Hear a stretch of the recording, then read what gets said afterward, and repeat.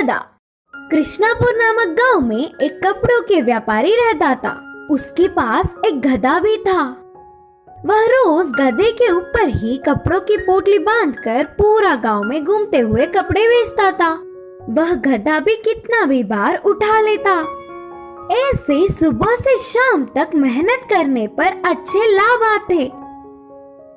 उसके व्यापार की अच्छी सी वृद्धि करने वाली गधा तो उसे बहुत पसंद थी, इसीलिए उसे बहुत ध्यान से रखता था।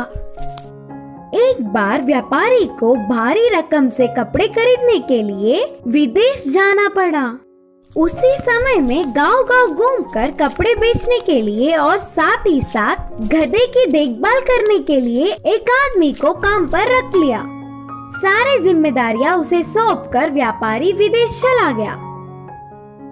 कुछ सालों बाद लौट आने वाला व्यापारी अपने गधे को लंगड़ाते हुए चलना देखा।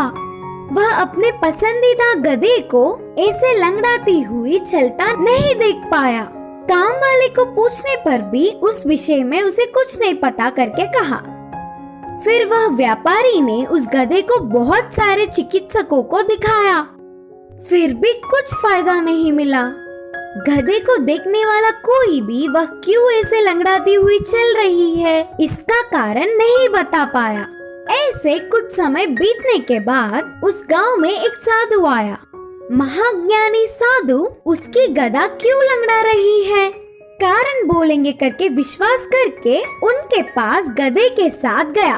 पूरे विषय जानने वाला साधु इस गधे की देखभाल करने वाले को इधर ले आओ करके कहा। तब तुरंत व्यापारी ने काम वाले को बुलवाया।